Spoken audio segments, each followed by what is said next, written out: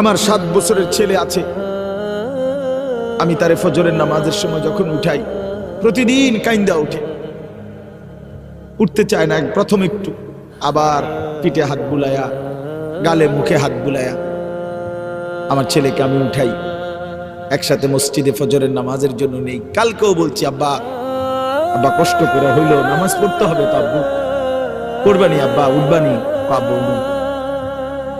কষ্ট তো হয়ই তারও। তোমরা ছেলেরা বাপ 18 বছরের, 16 বছরের, 20 বছরের কেমনে নামাজ না পড়ে থাকো ভাইয়া?